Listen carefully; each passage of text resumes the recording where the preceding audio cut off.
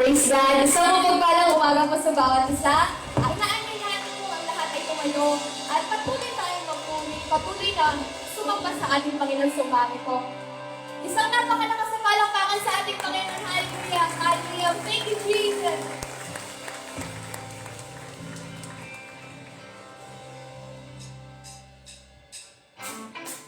Patuloy tayong sumayaw. Patuloy na ating awitan ng Panginoong sumami po.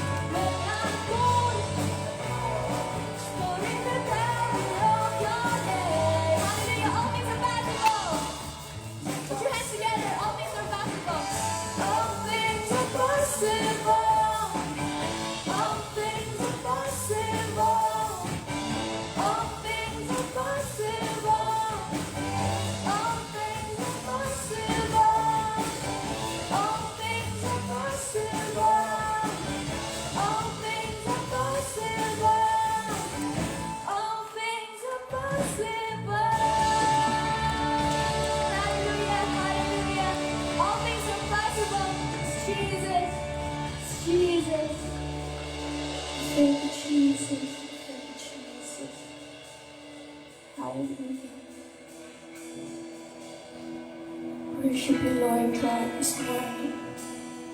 Jesus.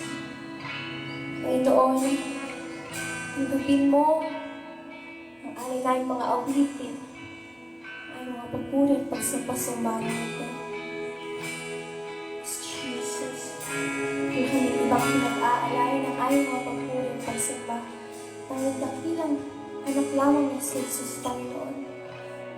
Jesus, hallelujah. We ask for more of your presence, God. Jesus.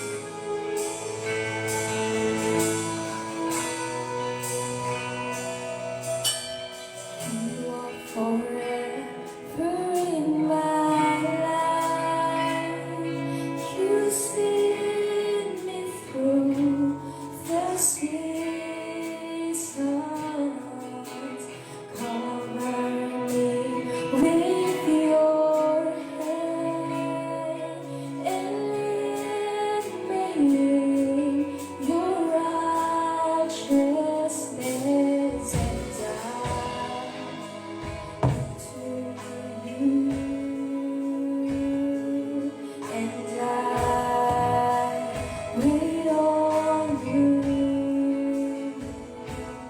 I'll sing to you, Lord, a hymn of love for your faithfulness to me, and I'm carrying in everlasting arms. You'll never let me go through it all.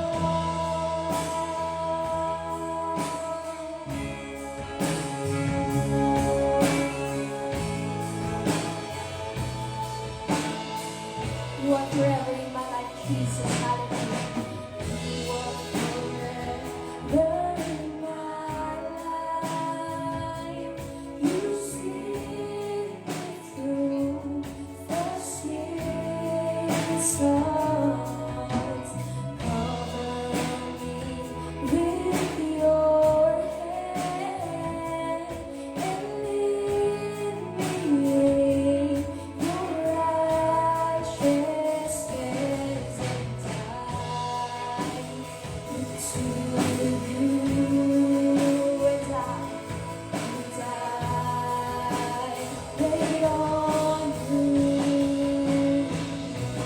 I sing to you, Lord, a hymn of love for your faithfulness to me,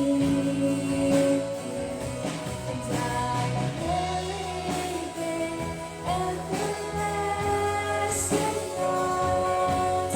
You never let me go. I will sing, I sing to you, Lord, a hymn of love for your faithfulness to me, and I believe in everlasting arms. You never let me go through it all.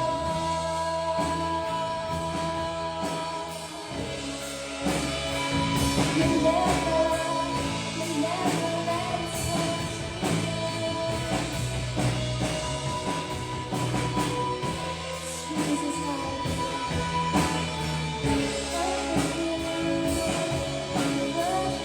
Jesus, let's sing hallelujah. Hallelujah.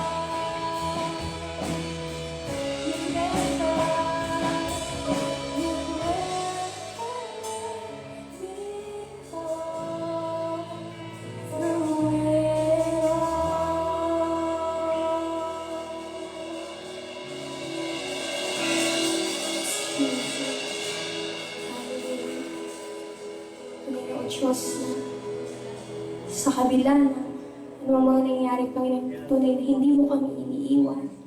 Hindi mo kami pinapabayaan, O Diyos. At sa umagang ito, tuloy kami nagpapasalamat. Tuloy na nagpupuri. Sumasambasin ng hilang pangalan, Panginoon. Wala kaming ibang inaasam, O Diyos, dahil maranasan ang iyong pagkilos sa aming mga buhay. Inaasam namin na maranasan ang iyong presensya, O Diyos.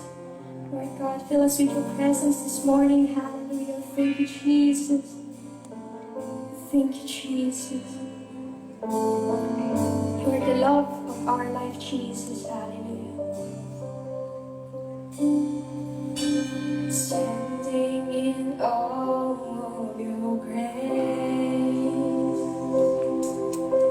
setting my feet in your ways, entering into your presence to behold you face to face. God of all heaven and earth, holding me in your embrace, unfailing love that surrounds me. Oh God, I stand amazed.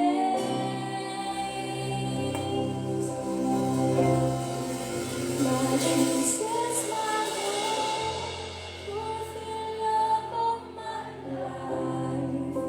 Wherever you go, Lord, I'll be by your side. No longer alone, but Christ living in me, serving you for all eternity. Lord, I stand on you, this race that I'm run. No longer my ways, let your will be done. Make me yourself, and my heart set true. Leaning to be lost, I'll follow you.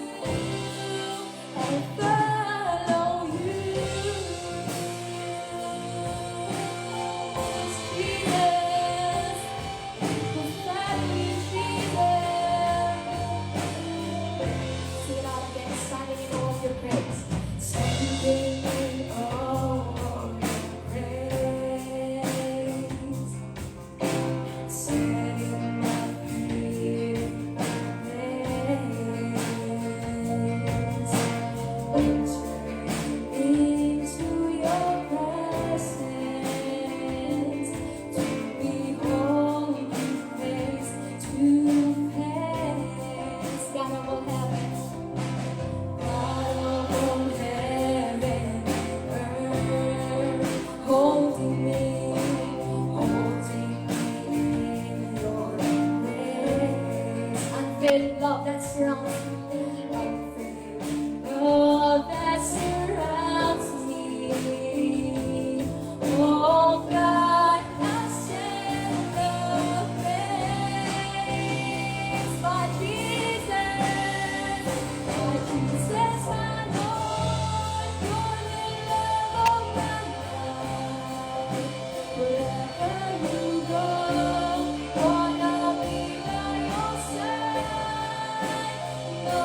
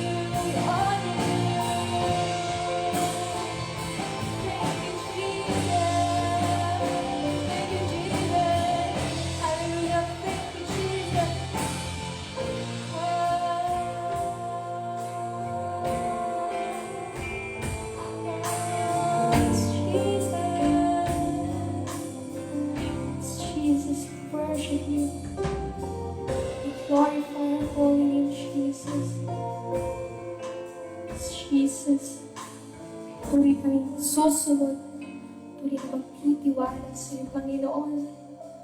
Aming Diyos na dakila, Diyos na tapat sa aming mga buhay. Patuloy na aming pinagpiling ko rin, Panginoon. We thank you, Lord God. Ganoon na lang, Panginoon, kasaganang iyong kagandahang loob na ibinuhos sa buhay namin sa pamamagitan ng iyong anak na si Jesus, Panginoon. We thank you, Lord God, for your Son, Jesus Christ, Lord God, for saving us, Panginoon. Thank you, Jesus. Ikaw ang Diyos. Mula noon hanggang ngayon at magpakailanman na patuloy na aming pupurihin, patuloy na aming sasambahin, patuloy na aming pasasalamatan sa aming mga buhay. Hallelujah. We thank you, Jesus. We thank you, Jesus. Thank you, Lord God. Jesus, titiwala kami na ikaw ang Diyos na gumagawa sa lahat ng bagay. Ikaw ang Panginoon na gumagawa sa lahat ng pagkakataon. Ganoon kahaba, ganoon kaganda, ganoon kalawak ang iyong pag-ibig at habag sa amin, Panginoon. Hallelujah. Thank you, Jesus. We love you, Jesus. We love you, Jesus. Jesus, you are the love of our lives, Panginoon. Jesus. Thank you, Jesus. Thank you, God. My Jesus, my Lord, you're the love of my life. Wherever you go, wanna be by your side. No longer I, but Christ living in me, serving you for all eternity. My eyes set on you in this race that I'm on. No longer my ways, let your will be done.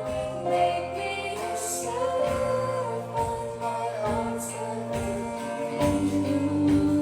Clinging to the cross, I'll follow you, my Jesus, my Jesus, my Lord, you're the love of my life. Wherever you go, wanna be by your side. No longer I, but Christ living in me, serving you for all eternity. My eyes set on you in this race that I'm on. No longer my ways, let your will be done. Make me your song on my heart's you. Clinging to the cross, I'll follow you, my Jesus, my Lord. You're the love of my life. Wherever you go, wanna be by your side. No longer I, but Christ living in me, serving you for all eternity. My eyes set on you in this race that I'm on. No longer my ways, let your will be done. Make me your song on my heart's you. Clinging to the cross, I'll follow you. I'll follow you.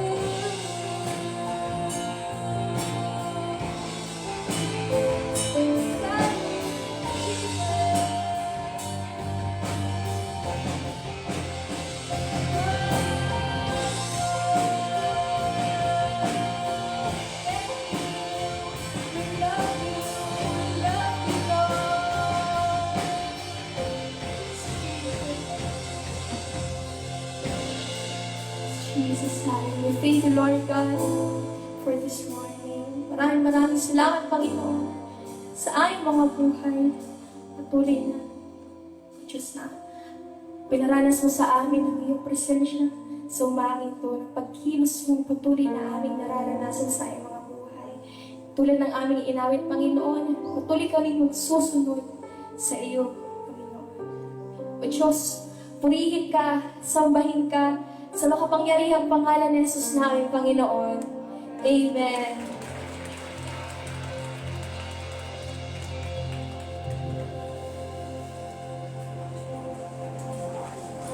Amen. Tunay nga po na napakanakila ng ating Panginoon. At salamat sa Diyos.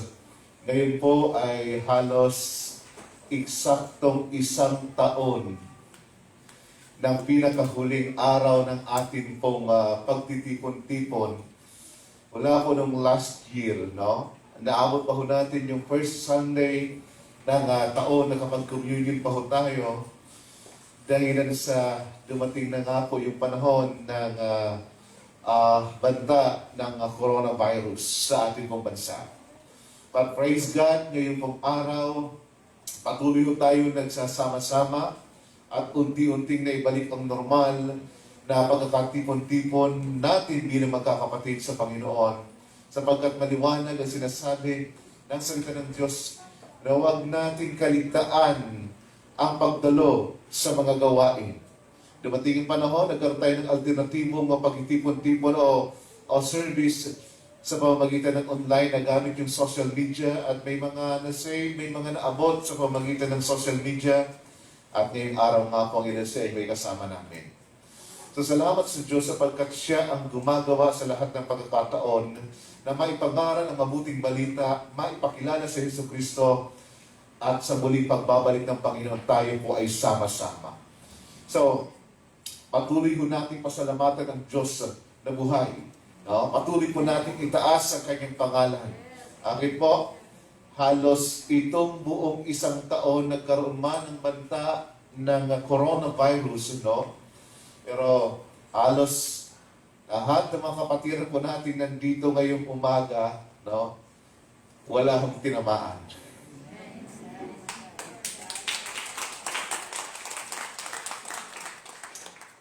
Maaring tinamaan lang ng takot, pero hindi tinamaan ng virus. Napakabuti ng Diyos.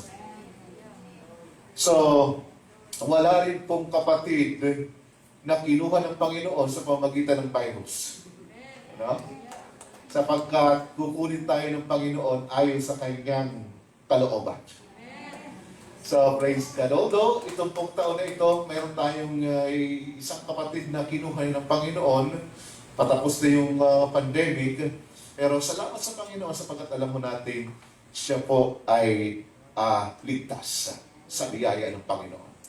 So, ngayon pong araw, patuloy natin pasalamatan ng Panginoon at ang ating mga puso magkaroon ng kagalakan na patuloy natin tanggapin ang kanyang salita. No? Na magsilbing kalakasan sa araw pong ito at patuloy na maging katiyakan na paghawakan natin hanggang sa muling pagbabalik ng Panginoong Jesus. So ngayon po ay unang linggo ng taon dapat meron tayong communion pero gagawin natin next Sunday sapagkat yun yung unang Sunday na kung saan wala ho tayong service pero yun din yung unang service yun din po yung service or yun yung Sunday na 1 taon na magkakaroon tayo ng ano ba pinagsasabi ko? Yun yung service next Sunday ay gawain na kung saan yun yung panahon na bila tayong nawala ng service pero sa darating na Sunday kumbaga meron tayong service at halos normal na rin po magkakaroon tayo ng communion service para pasalamatan ng Panginoon sa kanyang katapatan at kanyang kadakilaan sa buhay ng bawat isa atin. Dapat 1 taon na hindi tayo nagkaroon ng almost hindi 1 taon, no? Ilang buwan na walang physical, face-to-face, pero face-to-face na service, pero hindi tumigil ang pangangaral ng mabuting balita. At may mga naligtas. Palakpakan natin ang Panginoon. So, yun nga po, ang kabutihang loob ng Diyos, kasama natin ang ilan sa mga inabot ng mabuting balita through social media. Kaya patuloy rin po ang ating online na service sa ilang mga kapatid natin kasama ngayon.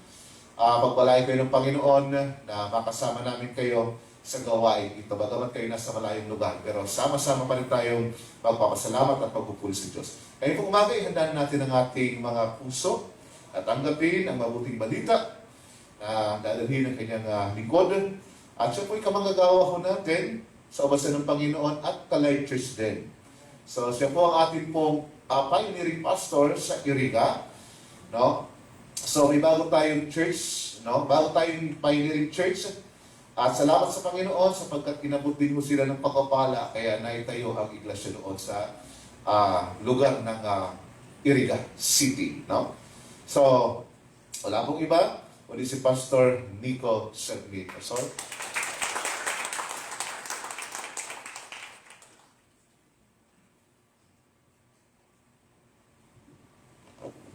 Magandang umaga po sa bawat isa. Binago na ba ang New Year sa church ninyo? So, unang linggo ng buwan siguro, So, salamat sa Panginoon sa pagkakataon na muli kong makasama ang aking pamilya sa lugar na ito. So, mahigit halos isang taon rin. Nung huling beses na ako ay nakapunta rito. At ako po'y nagagalak na muling makabalik sa tahanang ito.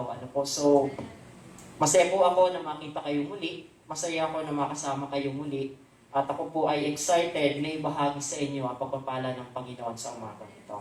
So, ihanda po natin ang ating mga puso. Ihanda po natin ang ating mga buhay para po tanggapin ang mga pagpapalang ito. So, last weekdays, tinanong ko yung ating lingkod kung ano po ang ating pag-uusapan sa linggong ito. And he just told me that we are going to talk about the book of Ephesians. So, the book of Ephesians is the book of who we are in Christ. Ito po yung identity natin. So, makita natin yung aklat ng Efeso, isinulat lamang ni Apostol Pablo o ibinahagi o ipinahayag ni Apostol Pablo sa loob ng 3 kapitulo kung ano yung mga pagpapala na mayroon tayo kay Kristo. At doon sa mga preceding chapters, makikita natin kung paano po natin ipapamuhay. Kung paano po natin i-work out yung mga pagpapala na tinanggap natin sa ating Panginoong Jesucristo. Pero sa umagang ito, pagtunan po natin ng pansin, yung mga pagpapala natin po tinanggap sa ating Panginoong Jesucristo. So I'm going to read Ephesians, chapter 1, verse 1 to 10, and if I still have enough time, isasama ko po yung 11 hanggang 14. So Paul, an apostle of Christ Jesus, by the will of God, to God's holy people in Ephesus, the faithful in Christ Jesus. Grace and peace to you from God, our Father, and the Lord Jesus Christ. Praise be to the God and Father of our Lord Jesus Christ, who has blessed us in the heavenly realms with every spiritual blessing in Christ. For He chose us in Him before the creation of the world to be holy and blameless in His sight. In love, He predestined us for adoption to sonship through Jesus Christ in accordance with His pleasure and will, to the praise of His glorious grace, which He has freely given to us in the one He loves. In Him we have redemption through His blood, the forgiveness of sins, in accordance with the riches of God's grace that He lavished on us. With all wisdom and understanding, He made known to us the mystery of His will, according to His good pleasure, which He purposed in Christ to be put into effect when the times reach their fulfillment, to bring unity to all things in heaven and on earth under Christ. Let's pray. Panginoon, hayain po na sa umagang ito, makita namin yung mga bagay na hindi pa namin nakikita, marinig namin yung mga bagay hindi pa namin naririnig, at maunawaan namin yung mga bagay na hindi pa namin nauunawaan, O Diyos. Hayaan mo na ang iyong Espiritu Santo patuloy na kumilos sa buhay ng bawat isa, at tumupong hayaan ng bawat isa sa amin na lumabas sa lugar na ito na hindi dala-dala ang ang pagpapalang kaloob mo sa pamamagitan ng aming Panginoong Kristo. Bless us in Jesus' name. Amen. So, this chapter was entitled God's Spiritual Blessing. Ano po? So, mula doon sa ika-3 versikulo hanggang sa ika-10, makikita po natin yung pagpapala ng Panginoon sa mga sumasampalataya kay Kristo. Ngayon ang tanong, paano tayo pinagpala ng ating Diyos spiritually? The answer lies, doon sa mga talata na ating pong binasa sa Biblia. So, when we talk about spiritual blessing, it has something to do with the covenant. Why? Kasi makikita po natin as we goes back to the Old Testament, doon sa covenant ng Diyos sa mga Israelita, makikita po natin na yung pagpapala doon ay puro lang pisikal.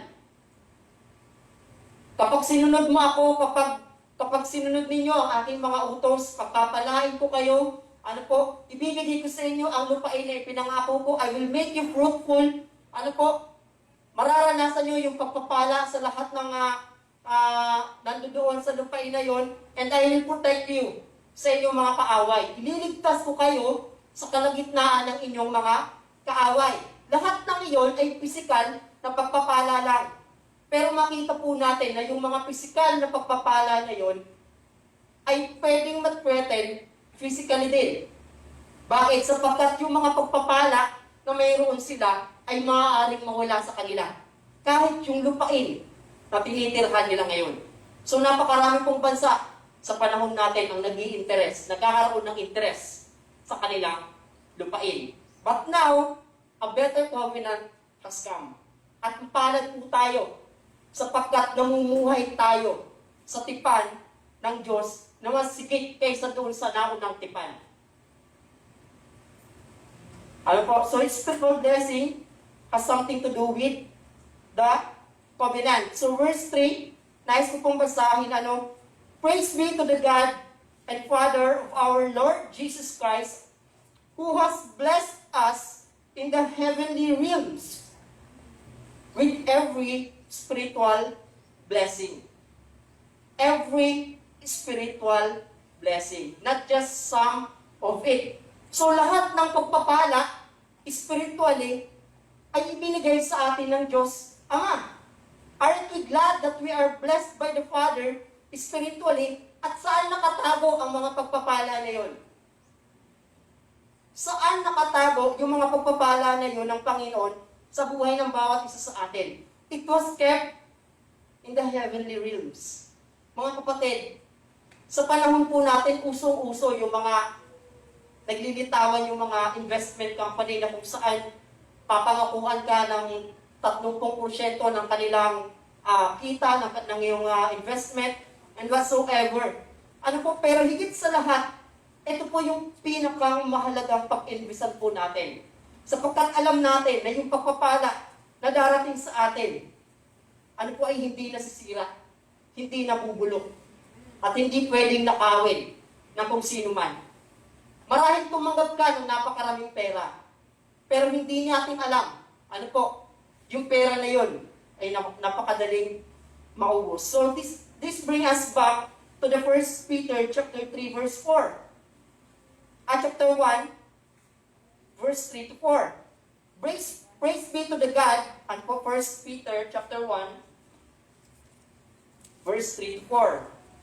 Praise be to the God and Father of our Lord Jesus Christ. In His great mercy, He has given us new birth into a living hope through a resurrection of Jesus Christ from the dead and into an inheritance that can never perish. So makita po natin na yung mga pagpapala na ibinigay ng Diyos sa atin ay hindi nasisira. Hindi ito kayang tumbasa ng kahit anumang pagpapala na pwede nating matanggap sa mundong ito. Kayamanan, mansyon, sasakyan, name it. Ginto, pila, hindi nito kayang tumbasan yung pagpapala na mayroon tayo sa ating Panginoon. This inheritance,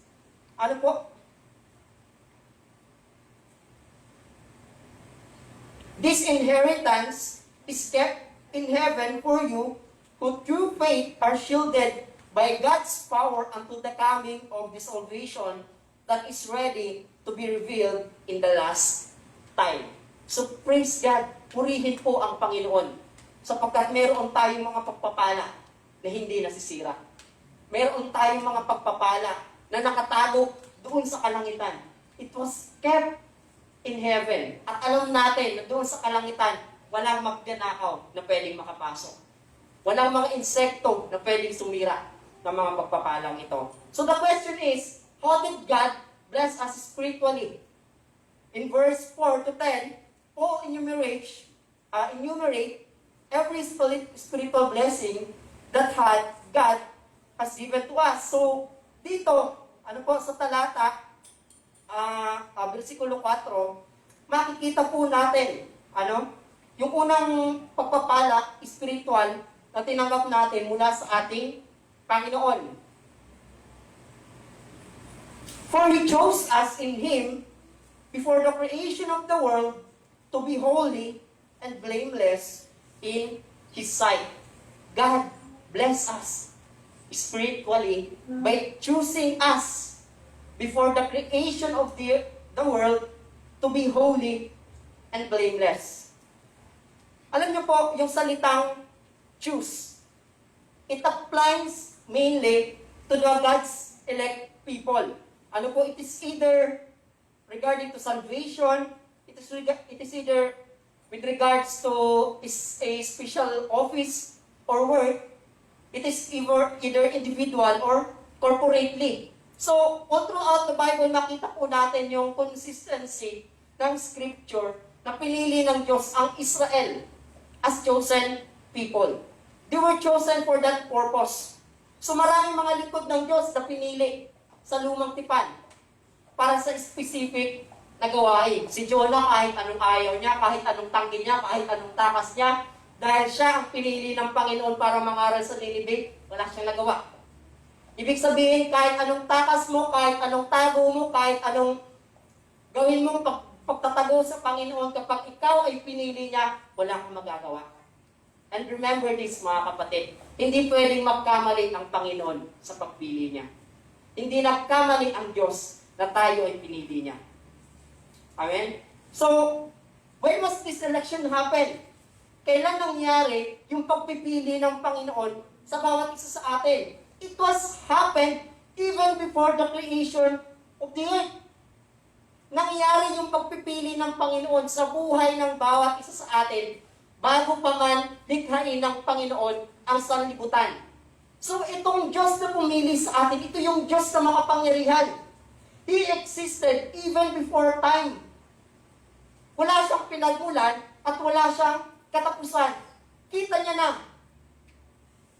In all His eternity, nakita niya na yung buhay mo, isang makasalanan, isang masuwayin. Hindi ka lugod-lugod sa kanyang harapan. Pero pinili ka niya. Because He foreknew, alam ng Panginoon na ikaw ay magre-respond doon sa mabuting balita. Hindi ka niya pinili because of your physical qualification. Hindi ka niya pinili dahil maganda ka o gwapo ka. Hindi ka niya pinili dahil gwapo o matalino ka or magaling ka. He chose us because it is in accordance with His pleasure and will. He has this foreknowledge. Kita niya na. Alam niya na. Pastor, paano pa tayo nagkaroon ng free will kung tayo pala ay pinili na ng Panginoon para maligtas?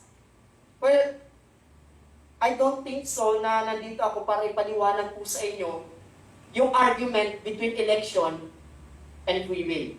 Between being chosen and being in the midst of the decision na mananampalataya ka o hindi sa ating Panginoong Jesucristo. Hindi po ako narito para ipaliwanag yung mga bagay na yun. Sapagkat yung free will at yung election ay parehong nakasulat sa salita ng Panginoon. Hindi po sila nag-aaway. Hindi po sila nagkokontrahan sa bawat isa. Ano po? So, pinili tayo ng Panginoon sapagkat alam niya na pipiliin natin siya. So why can't we choose God kung sa simula pa lang, pinili niya na tayo? Kung ang Diyos nga hindi nagkamali sa pagpili sa atin, bakit tayo magdadalawang isip na hindi natin piliin ang Panginoon? Amen? So makita po natin, yung mga specific group of people at saka yung mga individual na tao na pinili ng Panginoon para sa mga gawain, para sa isang layunin, pero dito iba. God chose us, sabi po dito sa talata, He chose us in Him before the creation of the world to be holy and blameless para maging banal at walang kapintasan sa Kanyang harapan. How is that thing happen? Paano nangyari ang bagay na yon? Samantalang alam natin sa sarili natin na tayo ay nagkakasala. Alam natin sa sarili natin na tayo ay marumi. Alam natin sa sarili natin na tayo ay masuwayin sa kalooban ng ating Panginoon. It all happens in Him. Yung Him na tinutukoy sa verse nito ay ang ating Panginoong Jesucristo. Hindi magiging posible yung kabanalan.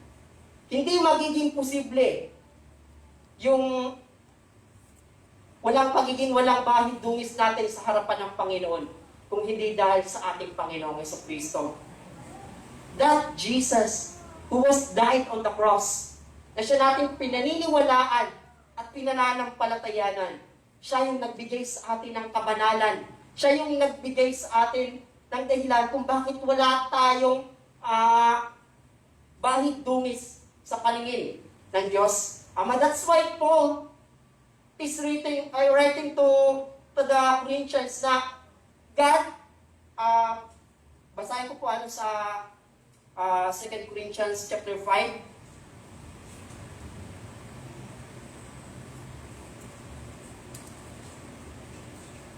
Chapter 5 verse 21.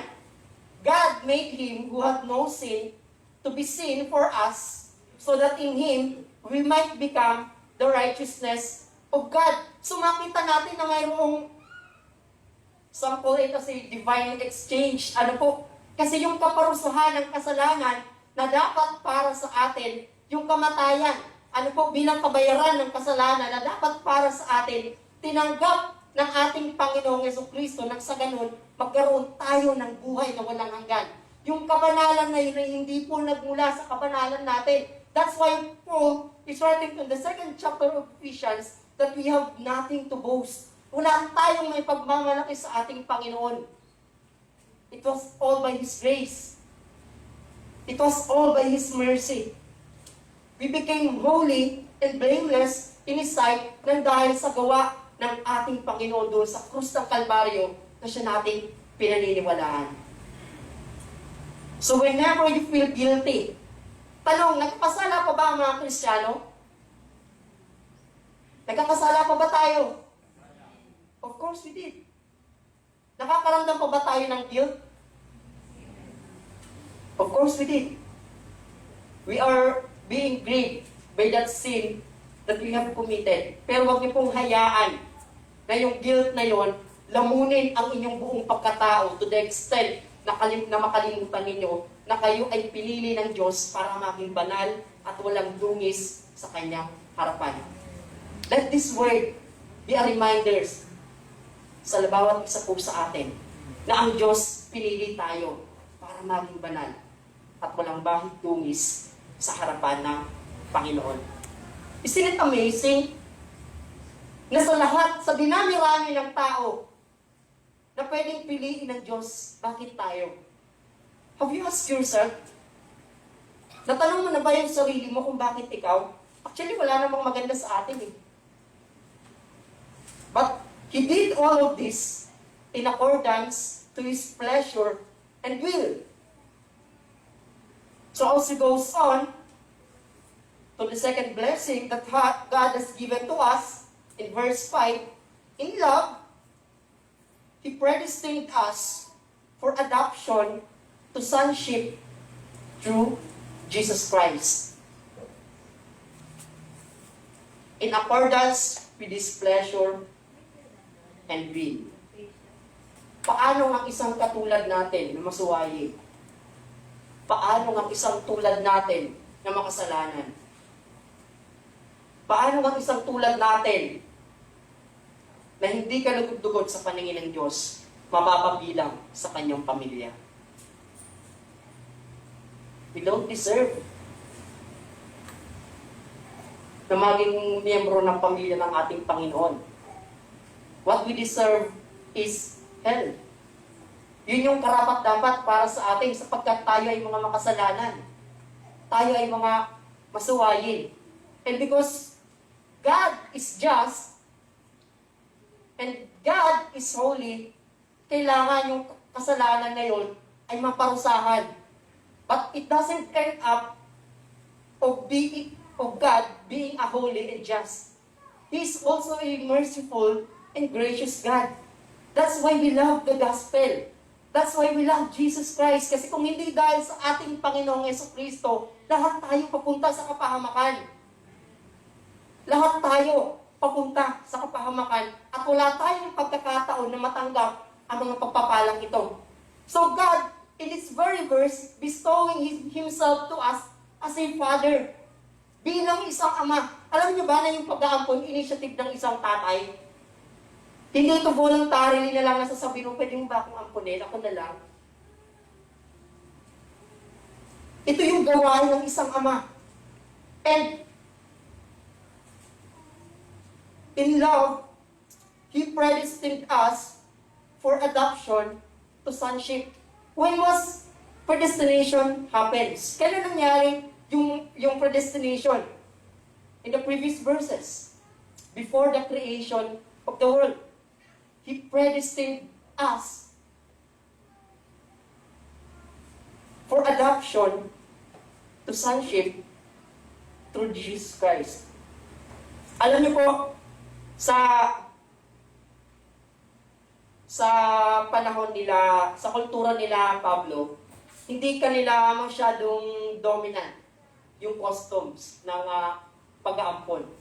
Ano po, so, yung concept or the idea of adoption prevailed, among Greeks and Romans. So, sa scripture, makikita natin, as I trace back, I have only 2 accounts na nakita with regards sa adoption. So, makita natin, unang-una si Moses.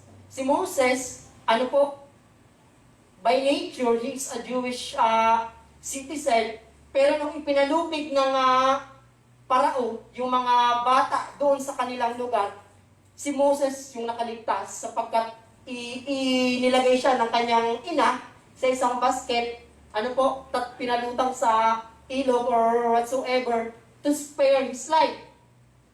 Pero makita natin, yung pag-ampon ng anak ni Pharaoh doon sa buhay ni Moses at maging kay Esther. Si Esther, I think pamangkin siya ni Mordecai, but because yung magulang ni Esther namatay, si Mordecai, yung tumayong magulang para kay Esther. So yung concept of adoption, makita natin, hindi gaano pinapractice sa kultura ng mga Hudyo. And guess what? Paul is addressing the Ephesian churches, the saints in the Ephesus, where the concept of adoption prevailed. And he is using that idea, the idea of adoption, para ipakita sa mga mananampalataya sa Ephesus na hindi lang tayo iniligtas ng ating Panginoon, hindi lang siya namatay para sa atin. But He is also adopting us. The Father is also adopting us to be His children. Hindi pa tayo nagagalak na alam natin sa sarili natin na tayo ay dating masuwayin. Tayo ay dating makasalanan. Pero ngayon, nang dahil sa ating Panginoong Jesucristo na siya nating pinananampalatayanan, itinuturing tayong anak at kabilang sa pamilya ng ating Panginoon. Alam niyo po, natutuwa ako, masaya ako na maging bahagi ng pamilyang ito. For all you know, sa mga hindi po nakaabot sa akin noon dito, ampun lang ako ni Pastor. So si Lola Litz,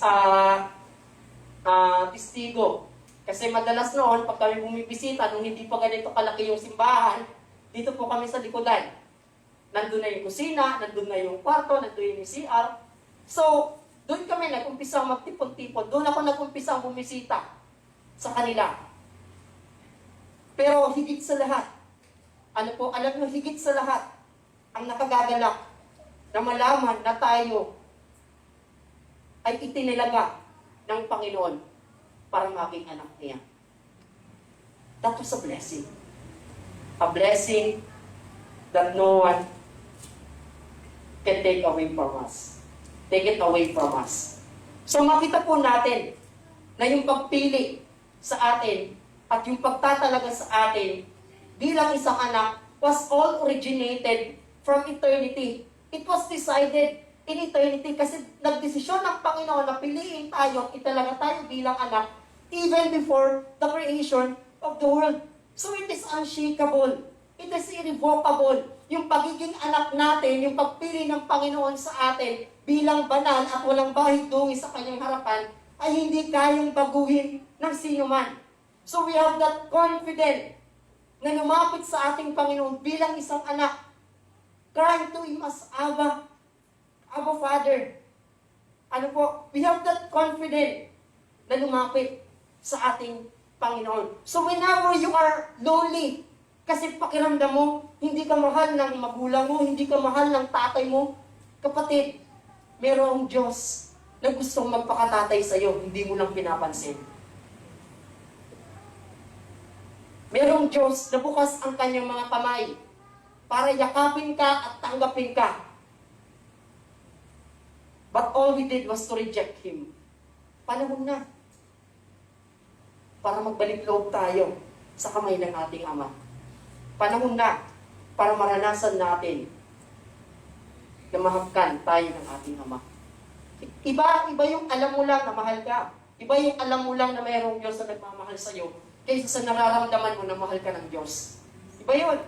Sa mga asawa, lalo na doon sa mga madalas mag-away-pati, iba kapag sinasabi lang sa iyo ng asawa mo na mahal ka niya kaysa sa pinaparamdam sa iyo ng asawa mo na mahal ka talaga niya. Yung salita, hanggang salita lang yun.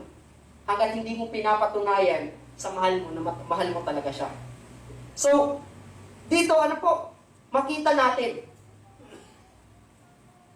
na yung pagpili at pagtatalaga sa bawat isa po sa atin, ginawa ng Diyos even before the creation of the world.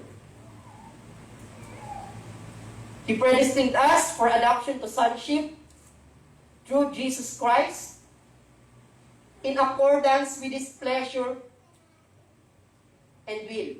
It is not because of any reasons na kaya ako pinili ng Panginoon dahil magaling ako. Kaya ako tinalaga ng Diyos kasi matalino ako. Hindi po yun ang basihan ng Panginoon. Ginawa niya to dahil ito yung nakalulugod at ayon sa kanyang kalooban. It is in accordance, with His pleasure and will, verse 6, to the praise of His glorious grace, which He has freely given us in the one He loves. Sa other translation po, He lavished yung salitang ginamit. So the goal, makita natin? Yung goal nitong predestination na ito, yung goal nitong pagpili na pag-choose na ito, was to be praised, was to be praised to His glorious grace. God wants us na mag-manifest sa buhay natin yung mga pagpapala na ibinigay ng Panginoon sa bawat isa po sa atin.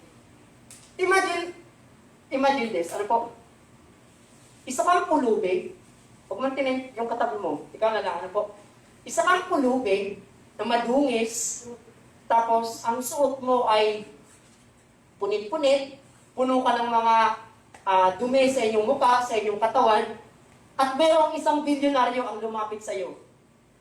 Asking you, pwede ba kitang ampunin? And then, of course, dahil sa gusto mong makalaya doon sa kahirapan na yun, dahil sa gusto mong makaahon doon sa pagtitiis na yun na pinagdaraanan mo, all you just say is to Okay, kunin mo ako. And then, dinala ka sa kanilang bahay. Ang tanong, ngayon na ikaw ay may tuturing ng anak ng isang milyonaryo, pwede ka pa bang magbihis ng damit na mukhang basahan? Pwede ka pa bang kumain ng mga pagkain na tira-tira sa kalsada? Hindi na, di ba? The moment na inampun ka ng isang mayaman was also the moment na yung buhay mo ay nabago. Kailangan magbago sa pananamit mo, kailangan magbago sa kilos mo, kailangan may magbago the way how you eat. Kung dati para kang laging patay gutom na sabok, nasubo lang ng subo, ngayon dahil isa ka ng anak mayaman, kailangan mo na kumain na parang disente. Kung dati punit-punit, amoy grasa yung suot mo, ngayon, kailangan mo nang manamit na parang disente. Na para kang isang anak mayaman. So ito yung goal ng adoption, ito yung goal ng predestination at ng pagpili ng Panginoon sa bawat isa sa atin. Its goal was to bring praise to His glorious grace. Makita ng mga tao yung pagbabago sa buhay ng bawat isa sa atin. Kaya doon sa ika-4 hanggang ika-5 chapter hanggang ika-6, makita natin yung imperative na ginagawa ni Paul doon sa Book of Ephesians kung paano natin ipapamuhay yung mga pagpapalang ito na tinanggap natin mula sa ating Panginoong Jesucristo. So the next blessing, ano po? Makikita natin sa verse 7. Pangatlo na to, di ba? God bless us spiritually by redeeming us through His blood.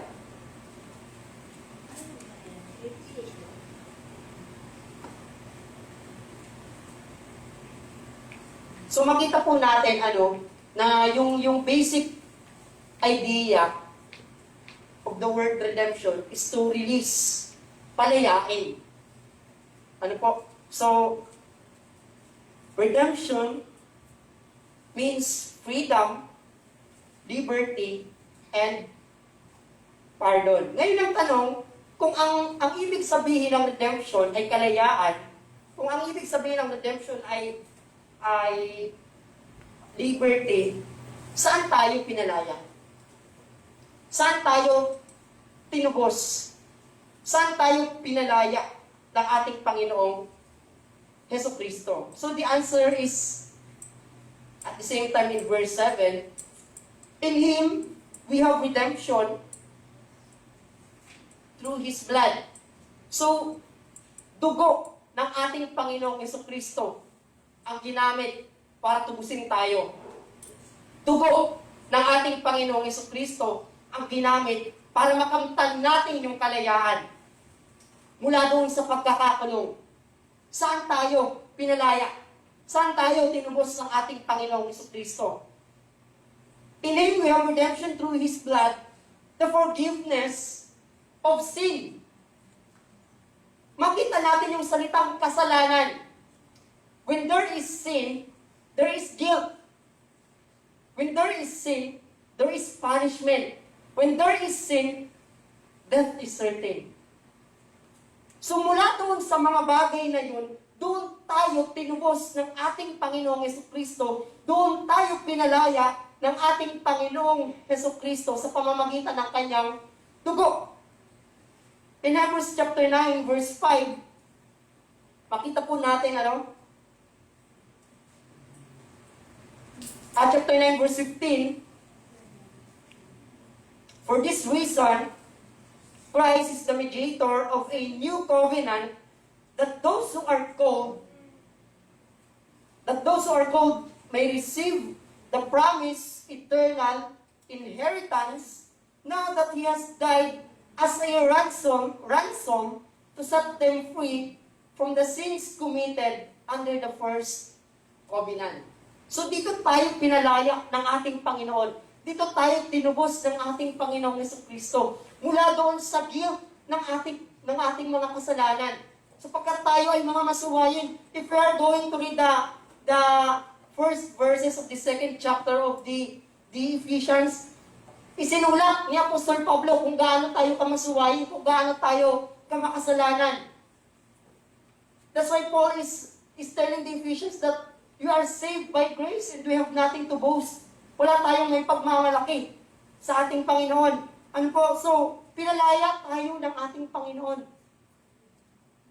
doon sa guilt ng ating mga kasalanan. That's why we have that confidence na tumayo at humarap sa ating Diyos Ama nang dahil sa biyaya ng ating Panginoong Jesucristo. Alam niyo ba na kapag hindi ka worthy sa lumang tipan at sinubukan mong lumapit sa presensya ng Panginoon, automatic, walang tanong-tanong, mamamatay ka.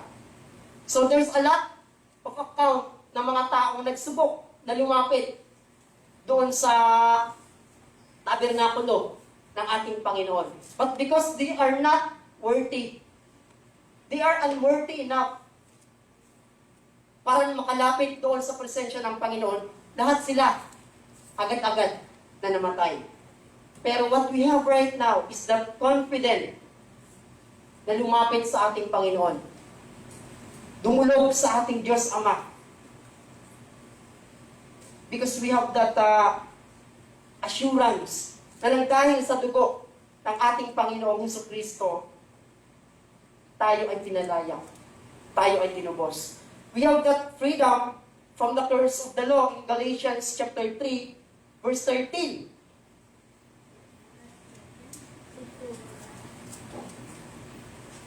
Galatians chapter 3, verse 13. Christ redeemed us from the curse of the law by becoming a curse for us, for it is written, "Cursed is everyone who is hung on a pole." So wala na po sa atin yung sumpa ng kautusan. Yung mga sumpa na meron sa lumang tipan na kapag hindi mo nasunod, hindi mo nagawa, hindi mo na-fulfill itong mga bagay na ito na ipinagagawa ko sa iyo, abot-abot yung sumpa na darating po sa atin. Wala na po yun. Pinalaya na tayo ng Panginoon sa sumpa na yun. At ang pinambayad, at ang ginamit ng Panginoong Jesucristo para tayo ay matubos ang kanyang dugo. When there is blood, there is life. Yung buhay ng ating Panginoong Jesucristo na ipinako doon sa krus ng Kalbaryo para sa bawat isa po sa atin. Namatay bilang kabayaran ng ating mga kasalanan at ang dugo na dumanak doon sa krus ng Kalbaryo para linisin ang bawat isa po sa atin na marurumi sa kanyang harapan. Hindi ba tayo namamangha sa mga pagpapalang ito? Hindi ba tayo na-amaze sa ginawa ng Diyos sa bawat isa po sa atin? In Him we have redemption through His blood, the forgiveness of sins. Mga kapatid, pinatawad na po tayo ng ating Panginoong Jesucristo. Pero hindi nangangahulugan na hindi na tayo hihingi ng tawad. So, yung mga issue noon na kapag ikaw pinatawad na, hindi mo na kailangan humingi ng tawad, so, whatever. In accordance, the forgiveness of sins in accordance with the riches of God's grace that He lavished on us with all wisdom and understanding. Verse 9, the fourth blessing, yung pagpapala ng Panginoon. God bless us spiritually by making known to us the mystery of His will. So, hindi na pinaliwanag ni Pablo kung bakit may tuturing na spiritual na pagpapala na malaman mo kung ano yung misteryo ng Panginoon. Pero, just think about this. Whenever you have a secret, kanino mo unang sinasabi yung sikreto mo? Whenever you have the things in your mind that you don't want others to know about it, kanino mo unang sinasabi? Yung bagay na itinatago mo. Doon sa mga taong pinagkakatiwalaan mo. Tama ba? Doon sa mga taong maituturing mong tunay na kaibigan. Doon sa mga taong alam mo na kahit anong mangyari, hindi ka tatrainurin. Hindi ka iiwanan sa likuran And this reminds us on what Jesus said on John chapter 15, verse 15. Basahin ko po ano? John chapter 15, verse 15. I no longer call you servants, because a servant does not know his master's business. Instead, I have called you friends, for everything that I learned from my Father, I have made known to you. So, dito sa talatang ito, ipinapakita ng ating Panginoon yung relasyon niya sa bawat isa sa atin bilang isang kaibigan. That He is willing to reveal to us the mystery of His will. What was that mystery? So dito po sa chapter 3, makikita natin ano po, na yung pinaliwanag ni Pablo, sinabi ni Pablo kung ano yung misteryo ito. Ephesians chapter 3 verse 5, verse 6. This mystery is that through the gospel, the Gentiles are heirs together with Israel. Ibig sabihin, hindi na lang yung mga chosen people, hindi na lang yung mga Israelita, hindi na lang yung mga Hudyo, yung makakaranas ng pagpapala ng Diyos, kundi maging yung katulad ng bawat isa sa atin ng mga hintil. Together with Israel, members together of one body, and sharers together in the promise in Christ Jesus. Ito po yung misteryo ng kalooban ng Panginoon. Ano? So why did God kept it in hidden for ages past? Sapagkat itong misteryong ito ay tinago sa loob ng napakahabang panahon. And praise God! Praise God! Sapagkat mapalad tayo dahil naging maliwanag sa atin kung ano yung misteryong ito ng Panginoon. We acquire that knowledge. We acquire that wisdom that reveals the mystery of God. At yung kaalaman na yun patungkol sa ating Panginoong Jesucristo ay hindi kayang agawin sa bawat isa sa atin. Yung pag-asa na mayroon tayo sa ating Panginoong Jesucristo, hindi kayang nakawin ng kaaway sa bawat isa po sa atin. Verse 10, chapter 3, verse 10, His intent was that now, through the church, the manifold wisdom of God should be made known to the rulers and authorities in the heavenly realms. Minsan napapatanong ako, meron bang mga anghel sa langit na hindi pa nakakaalam ng misteryo ng Panginoon?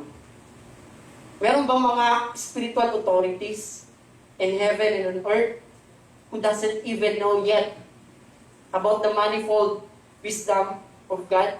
Sapagkat dito, ano po sa verse 10, this is so that God's visited wisdom may now be made known through the church to the rulers and authorities in the heavens. So mapalad tayo mga kapatid. Mapalad tayo sapagkat naririnig natin yung mensahe na hindi naririnig ng ibang tao. Hindi pa naririnig ng ibang tao. Mapalad tayo sapagkat pinaniniwalaan natin at pinananampalatayanan natin yung misteryo, yung mensahe na hindi pinaniniwalaan ng ibang tao.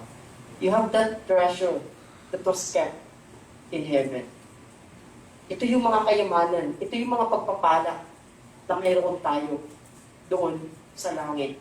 Pero minsan, kahit alam na natin ang mga bagay na ito, mas pinagtutuunan pa rin natin ng pansin yung mga bagay sa mundong ito. Ang hilig natin sa mga bagay na panandalian lang, without even knowing that there is a blessing wait upon us in eternity. Yung pagpapala na pangwalang hanggan. Yung pagpapala na walang katapusan. Pagpapala na hindi kayang nakawin, hindi kayang agawin, hindi kayang sirain ng kahit na sino man. Kapatid, minsan may mga pagkakataon sa buhay natin na kailangan natin pumili. Yung offer ng mundong ito o yung ino-offer ng Panginoon sa bawat isa sa atin. Hindi lang sa inyo, maging sa amin ang mga lingkod ng Panginoon. Hindi po madali ang manguna ng isang iglesia. So there is always a temptation to quit. There is always a temptation na umalis. Pero yung salita ng Panginoon, consistent na pinapaalalahanan tayo na yung ginagawa nating paglilingkod, yung pananampalataya at pagtitiwala natin sa Panginoon ay hindi nasasayang. There is always a eternal significance in serving the Lord. Kaya huwag po tayong paghinaan ng loob. Huwag po tayong mawala ng pag-asa at pananampalataya sa ating Panginoon. Sapagkat alam natin na yung paglilingkod, yung pagtitiwala, yung pagsunod, yung pananampalataya natin sa ating Panginoon ay hindi nasasayang. So tayo pong lahat ay tumayo.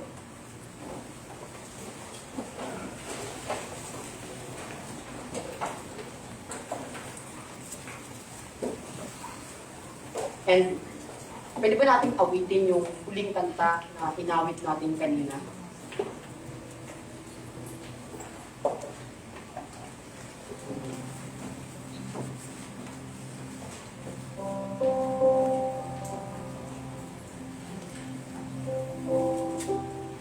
Sino ba ang Panginoon para sa inyo? Sino ba si Jesus para sa buhay ng bawat isa sa atin? Is this something na lalapitan lang ba natin kapag mayroon tayong mga pangangailangan sa ating mga buhay? Is this something na lalapitan lang natin pag mayroon tayong gustong makuha? O gusto tayo nating makamit sa ating mga buhay? Or is He something na kaya natin nilalapitan because we want more of Jesus? We want more of His presence. We want Him to satisfy our lives.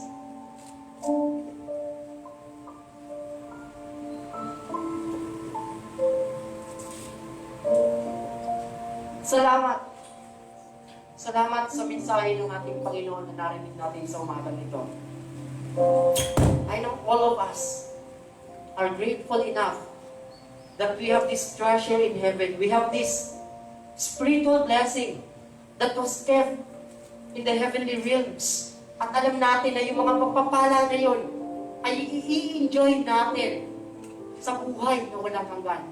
Kahit ngayon, na-enjoy natin yung mga pagpapala na ito, knowing that we have redeemed, that we have been chosen, that we have been predestined to adoption, from adoption to sonship. Tayo ay mga anak ng ating Diyos. At yung pagiging anak natin sa ating Panginoon ay hindi kayang agawin, hindi kayang nakawin ni Juan. Kapag mayroon kang anak, kapag mayroon kang anak na nagkakasala, the moment na yung anak mo magkamali, it doesn't necessarily mean na hindi mo na siya anak. Just because of that mistakes that he made. Alam niyo mga kapatid, the moment na tayo ay tinanggap ng ating Panginoon bilang bahagi ng kanyang pamilya, hindi lingid sa kanyang alaman na tayo ay magkasala. Hindi lingid sa kanyang kaalaman na tayo ay magkamali. But that doesn't change the fact na tayo ay mga anak ng Diyos. Tayo ay pinili ng Panginoon para sa mga pagpapalang ito. Oh, hallelujah. We thank you, Jesus. We thank you, Lord. Let's worship the Lord. Love that surrounds me. Let us be grateful sa mga pagpapala na natanggap natin sa umagang ito. Hallelujah. Hallelujah. Jesus, my Lord, you're the love of my life. Wherever you go, wanna be by your side. No longer I, but Christ living in me, serving you for all eternity.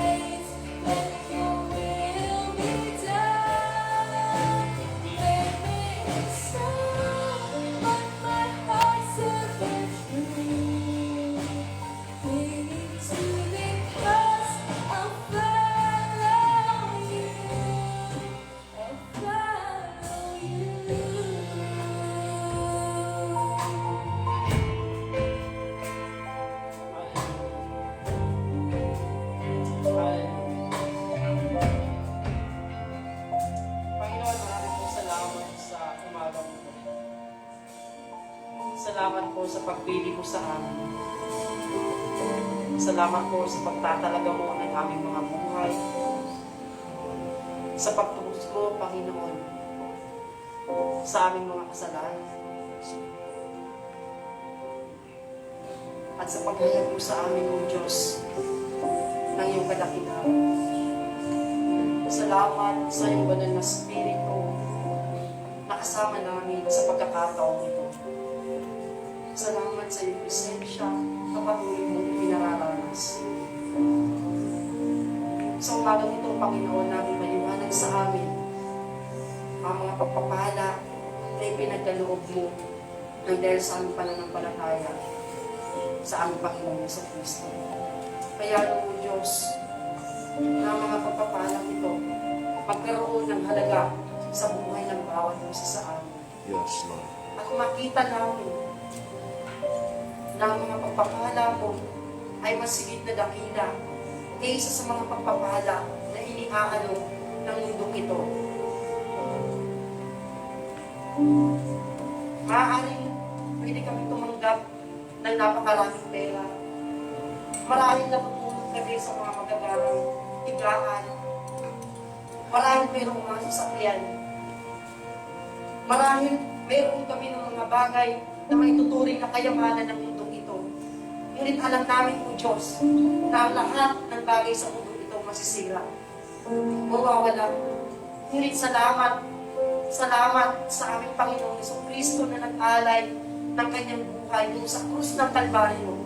Namatay para sa aming mga kasalanan at tumanap ang dugo para sa ipagpapatawad at ikalilinis ng aming karamihan, Panginoon. Meron kami ng mga pagpapala na nakatago sa iyong kalangitan. Pagpapala na hindi kayang nakawin, hindi kayang agawin, hindi kayang sirain ng kahit na sino o anuman. Alam namin, Panginoon, na ang paglilingkod, pagtitiwala, pagsunod, pananampalataya na ginagawa namin sa iyo, hindi nawawalan ng kabuuan. Kaya sa umagang ito, hayaan mo ng iyong salita ay ginatagpo ang pangangailangan ng bawat isa po sa amin. Kung meron ng bawat isa sa amin na nag-i-struggle between choosing the pleasure of this world in the blessing that you offer to us, Panginoon, hayaan mo na pangunahan mo ang desisyon ng bawat isa sa amin at ang iyong kalooban ng patuloy na mag-hari. Kung meron ng sa amin ng mga nagdududa ng pagpili mo at pagtatalaga mo, O Diyos, hayaan mo na patuloy na maging maliwanag sa atin na hindi ka nagkamali. Hindi ka nagkamali, Panginoon, sa pagpili mo. Ikaw ang Diyos na patuloy na kumikilos sa buhay ng bawat isa. Hayaan mo, Panginoon, na magkaroon kami ng confident, dumulog at lumapit sa iyo sapagkat alam namin na ikaw ang aming Diyos Ama na malalapitan mo. Salamat po sa pagpapala. Salamat po sa biyaya. Salamat, Panginoon, sa iyong salita. Hayaan mo na patuloy itong manatili sa aming isip, sa aming puso. At ikaw po, Diyos, ang patuloy na maparangalan sa aming mga buhay. Ang iyong kadakilaan, ang iyong ilaw, patuloy na magdiwala sa buhay mo ng bawat isa sa amin. Purihin ka sa pangalan ni Jesus. Amen.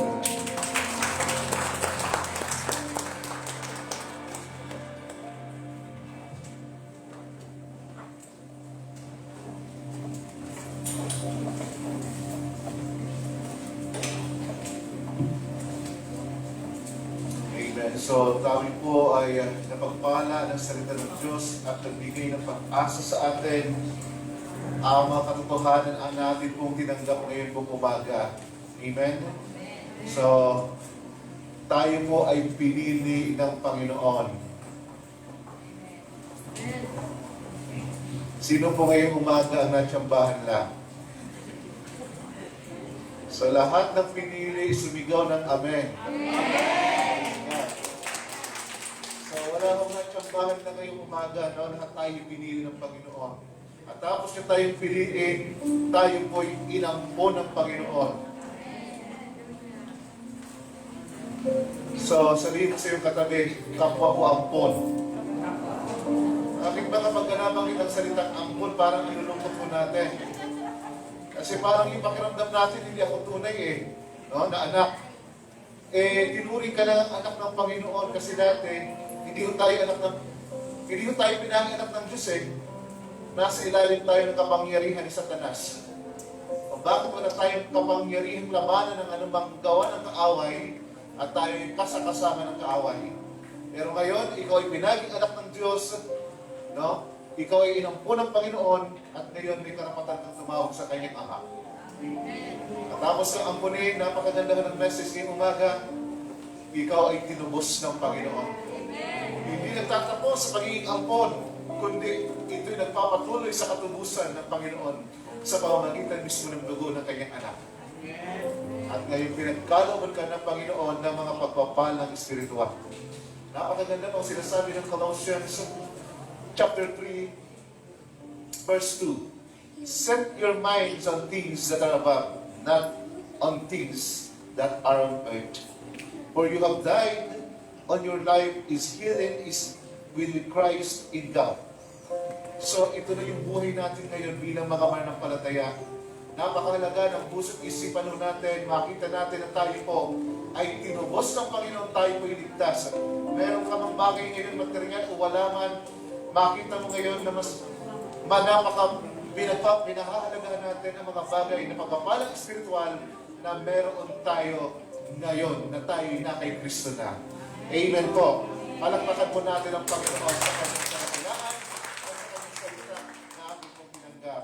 Praise God. Napakabuti ng Diyos sa ating mga buhay. So, wala pong uuwi na natsambahan bagos maliwanag sa atin na tayo po ay pinili ng Panginoon at malumakad ayon sa kanyang katuwiran at kabanalan.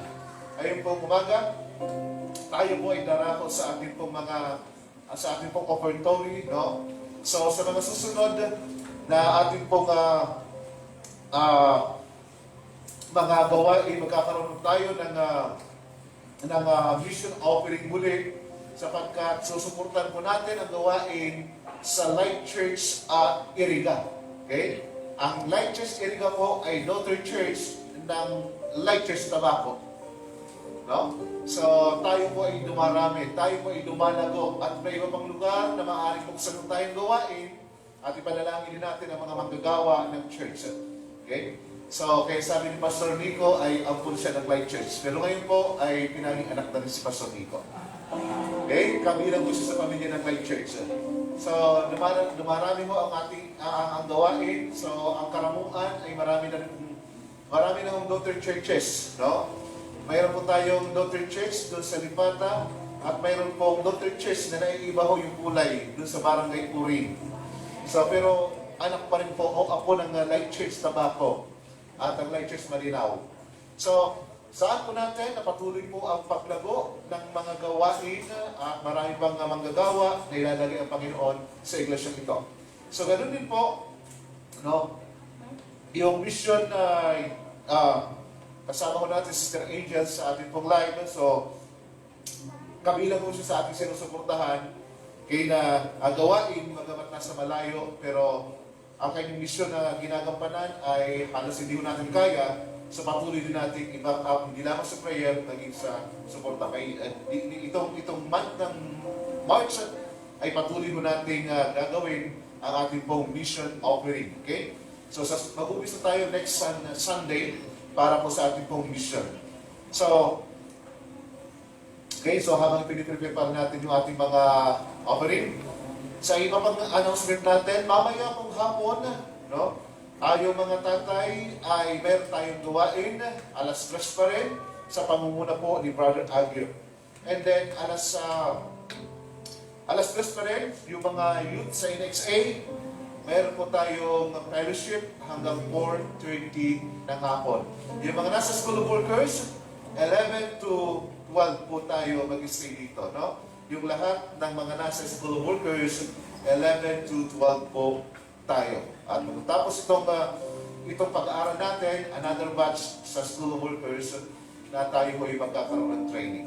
So yun lang po. And then wag mo natin kaligtaan ang ating pong midweek service sa darating na Thursday from 6 to 7 p.m. No? Thursday, 6 to 7 p.m. So yun po ang ating mga ilang announcement at mga kababaihan may Saturday from 8 to 10 a.m. po. Okay, so salamat sa Panginoon. Tayo po ay napagpala ngayong umaga. Paunin natin ang pagpapalang yon at ngayong umaga ito, ating pong ihandog ang ating mga kaloob sa Panginoon. Tayo po ay manalangin, makapangyarihan at mapagpalang Diyos, tunay na ikaw pinagmumulan ng lahat ng pagpapala na aming tinanggap. Patuloy mo nga pong ayusin ang aming mga puso na sa aming pagkakaloob nito, hindi kami magbibigay ng anumang kaloob dahil sa mga bagay na may gusto kami makuha. Bagkos dahil matagal mo na kami pinagpala, kaya tuloy nga po Diyos, ito'y bunga ng aming pasasalamat sa lahat ng iyong ginawa sa aming buhay. Hayaan mo Diyos na mga kaloob nito ay patuloy na magamit sa ikalalawak ng iyong gawain. Ito man po ihandog, ito man ikapo. Patuloy na pagpapala mo makalangit ang aming pong hinihiling. At maging sa bawat isa, dalangin namin ang iyong pangunguna, ang iyong patnubay, proteksyon, at pagpapala sa bawat araw. Salamat po Ama, maging sa iyong salita na aming pong tinanggap. Pagpalain mo nga po bawat isa. Ito pong aming samang dalangin sa pangalan ng Jesus. Amen and amen.